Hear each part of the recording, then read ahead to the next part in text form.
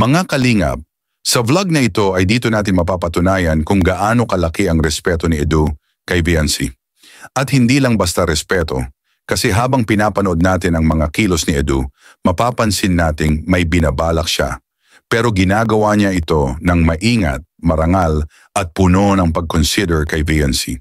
Hindi lang tayo ang nagulat mga kalingap, pati mismong Team Kalingap ay napaalala sa isang bagay na ikinagulat lalo ni Kalingap Rob. Hindi nila inakala na magtatagal si Viancy sa Kalingap ng 2 taon. 2 taon na mga kalingap. At sa buong panahong iyon, hindi lang siya nagtagal, kundi naging inspirasyon siya sa team at sa mga manonood. Pero ang pinakanagulat talaga ay si Kalingap Edu. Bakit? Kasi sa lahat ng naka-love team niya noon, walang nagtagal ng higit sa 1 taon. Laging tig-iisang taon lang, minsan mas maiksi pa. Pero nang dumating si Viancy, iba ang kwento. Dahil umabot sila ng 2 taon at hanggang ngayon hindi pa rin nawawala ang chemistry, ang lambing at higit sa lahat, ang sobrang taas na respeto ni Edu kay Viancy. Habang tumatagal, mas nakikita rin natin na hindi lang basta pretty at mabait si Viancy. Napaka-business-minded pa niya. Bata pa pero ang layo na ng pag-iisip. Marunong magplano, maingat sa pera, nag-iipon at iniisip ang pangmatagalang future niya. Ito rin ang dahilan kung bakit sobrang taas ng respeto ni Edu sa kanya.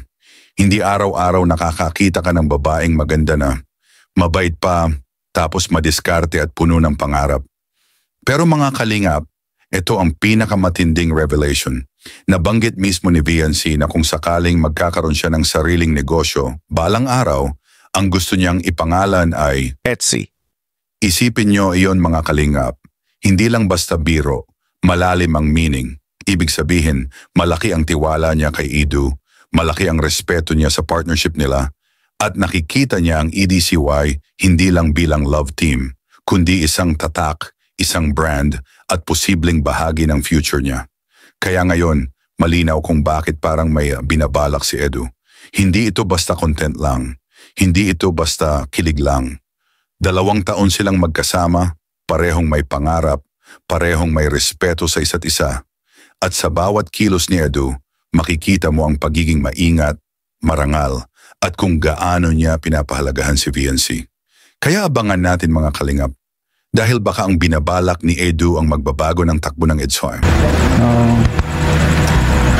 Ano ba? So pag may business, siyempre, bukod sa business, ano ba, kung magpapamilya ka, ang gusto mong, ilan ang gusto mong maging anak, ang miyembro ng pamilya mo? Ano ba, sandusela pa? Ano po ko na? Wala ka na. Ano po? Ha? Hindi ko po alam. Hindi mo pa alam? Pambira ka.